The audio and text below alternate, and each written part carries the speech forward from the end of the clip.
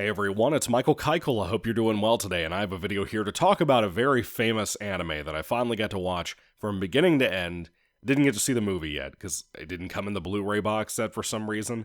I actually didn't expect to finish this show today, but it just kind of so-called happened, because I was watching it, and apparently the fourth disc of the four-disc set is just bonus features. So anyway, Cowboy Bebop, the OG anime. It came out in 1998, ran till 99 in Japan, and it's actually only 26 episodes long.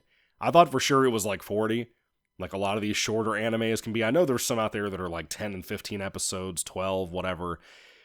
I thought this was longer than it was. And it's not, so whatever. But I didn't expect to finish this morning. It just kind of happened. I realized we're in the middle of a two-parter. Next thing I know, the show's over. And I'm sad about that, because it's such a good show.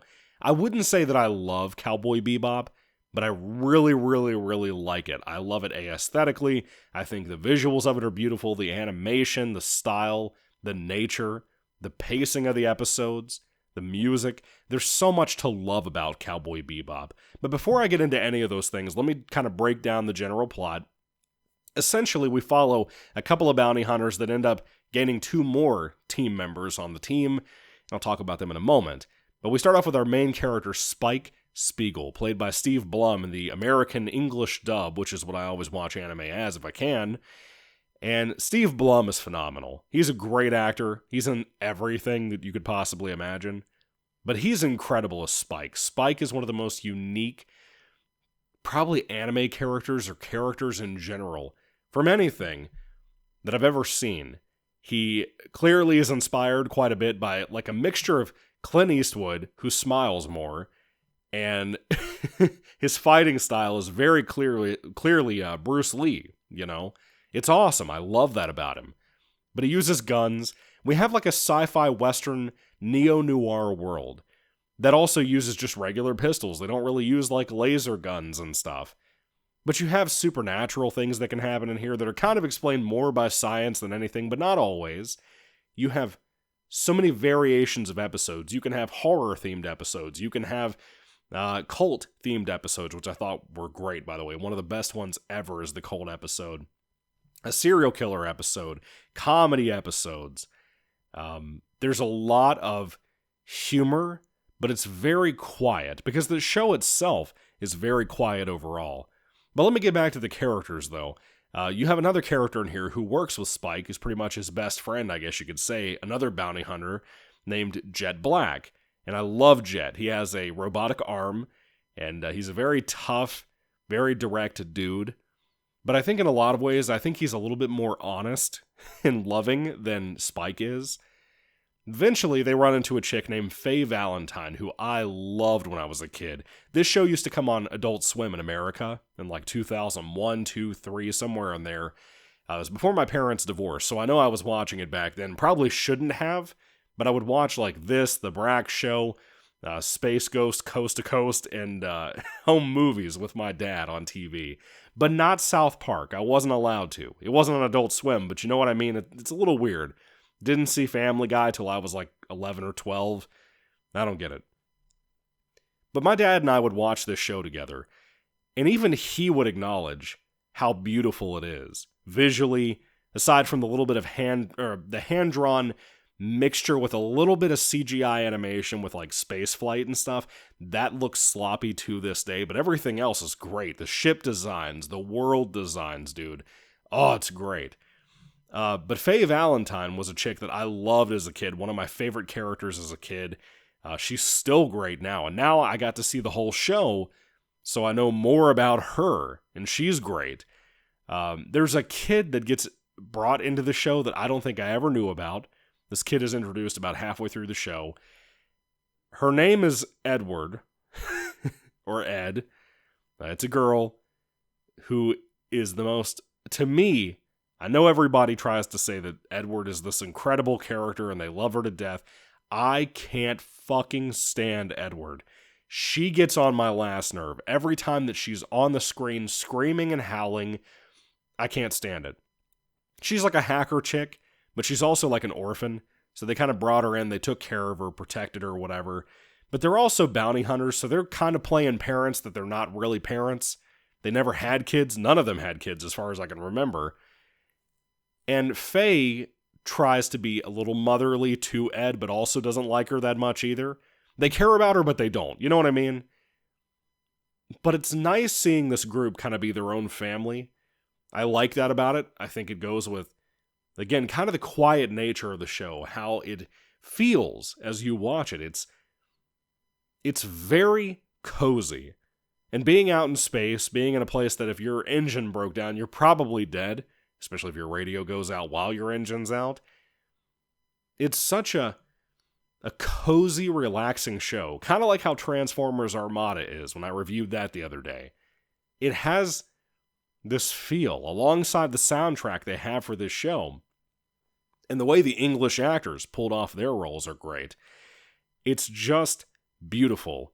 And getting into these characters' backgrounds, man, of course I'm not going to get into that here, but finding out more about these characters that I've known since I was a kid, maybe not as deeply as I know like Goku and Vegeta's stories, but getting to learn more and more about them and what they're like, what they dealt with in life, maybe their past, their history. For example, Faye doesn't know her past at all. She finds out little bits of it throughout the story in chunks.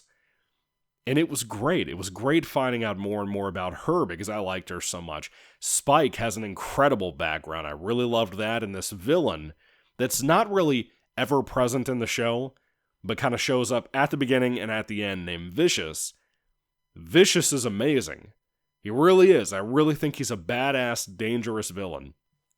And getting back to the episodes, though, there's a lot of great storylines in here. Pretty much every episode, if I didn't say it in this attempt to record, are standalone episodes, essentially.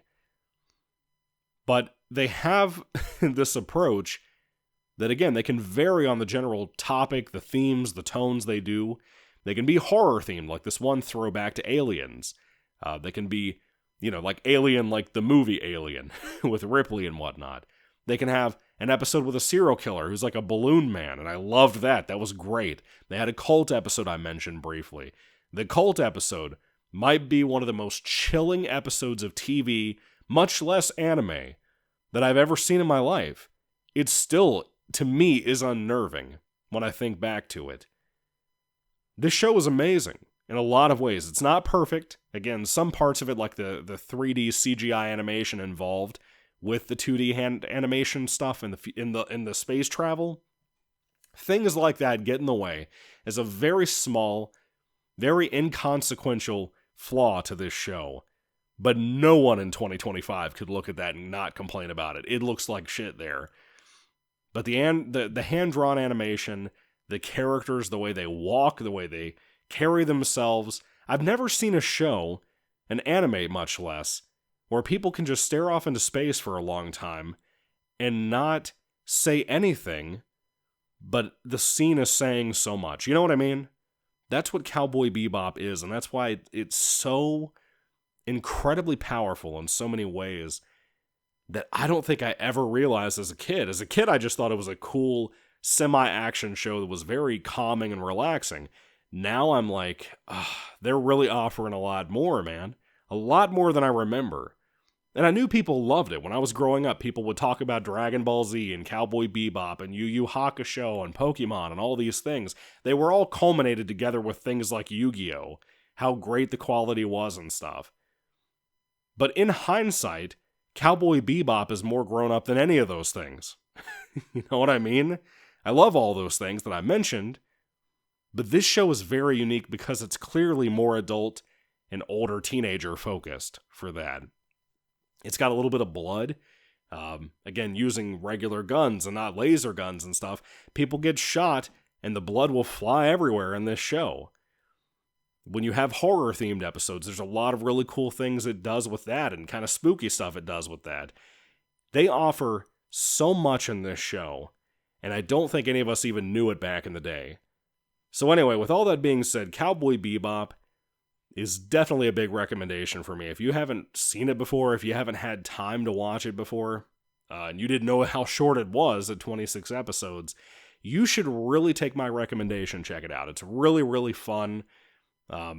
Again, very relaxing. I can't see you watching the show and not being in a total chill mood after you watch an episode or so. It'll draw you right in, it'll have you entertained from beginning of the episode to the end of the episode. And interestingly enough, the episodes themselves feel so dense, with so much material in there, that sometimes you wonder if they're longer than a half an hour, and they're not. That's how powerful this show is. Another show I'm watching right now, well, rewatching, is Samurai Jack. Even though that's an American anime, it kind of did the same thing. You know what I mean? But Cowboy Bebop, what an incredible feat. If you haven't seen this show, please watch it. I plan on getting around to the movie at some point. Be patient with me. It might be a while. It might be a couple of months. I don't know. Kind of debating on it. Kind of depends on where I can find the thing at to watch and how cheap it is. I know there's a Blu-ray out there for like $30. I'm not willing to pay that. Maybe, maybe not. I don't know. But anyway, thank you all for watching, guys. Appreciate you. I hope you'll put your thoughts down below about what your favorite episode is, who your favorite character is, your favorite episode in the sense of like the villain of that episode or whatever. The confrontation, I guess. I would love to hear everything you have to say about the show down below. There's so much cool shit in here. And I just love the action. I love the fight scenes. How, for example, Spike fights like Bruce Lee. That is such an interesting and fun thing to have in this show. Because the way it's drawn, the way he moves in those fights, dude, it's badass. I love it so much. So anyway, thank you all for watching again. God bless you all. Catch you later, and goodbye.